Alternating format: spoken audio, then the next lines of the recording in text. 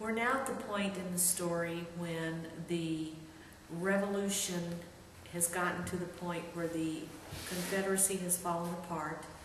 The colonials had some allies. The British had some allies from the Confederacy. And we are now at the point where George Washington makes a decision about what he's going to do about what happened at the Battle of Oriskany Creek. Bright Star heard about the ambush at Oriskany Creek. Would the fighting never cease? How she longed for her father in the forest stillness once again. Despite her despair, Bright Star's eyes shone with hope again. Every day she grew stronger and once again heard her grandmother's voice in the gentle wind and relied on it for guidance. The Seneca guarding Fort Stanwix started helping the renegades. Their provisions kept them from starving until they found a campsite near the Susquehanna River in northern Pennsylvania. Excuse me. Good fortune seemed to be returning once again. The Quakers living in the area had always been kind to the natives, sharing willingly what they had. They were pacifists and recognized no enemies among the human race. Everyone belonged to God's society of friends. Bright Star was grateful for the blankets and food. She was also grateful there was no firewater among the supplies. Spring brought warmth and food, but also renewed fighting.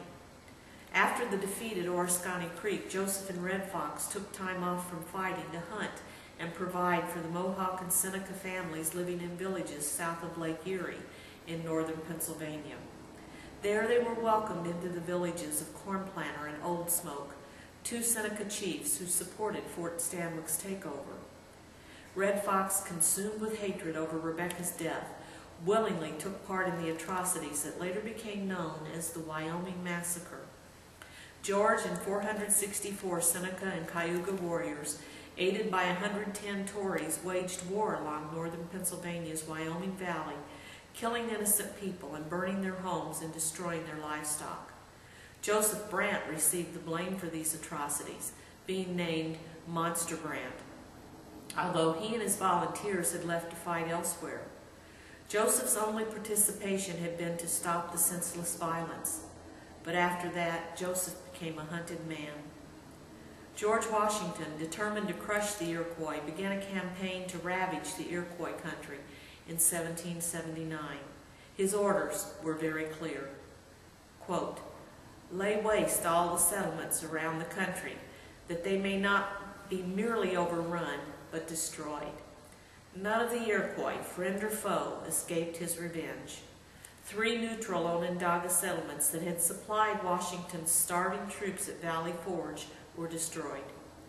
Red Fox and Joseph heard Major General John Sullivan's heavy weapons as 4,000 men marched toward the Seneca and Cayuga Genesee reservations.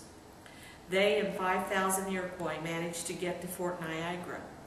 Bright Star and her husband had also run to the fort through the barrage of artillery from the 13 heavy weapons, laying waste to all life in their path.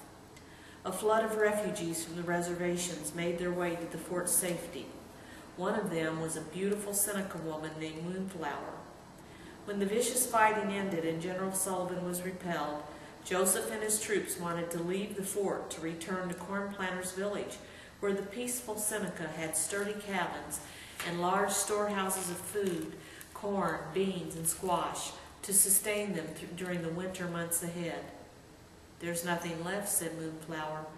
The town destroyer laid waste to the entire village. The few people who made it to the fort are all that is left. Our cornfields and orchards were burned to the ground. The group faced a bleak winter at this fort, almost completely destroyed during the attack. Washington's officers had been very efficient.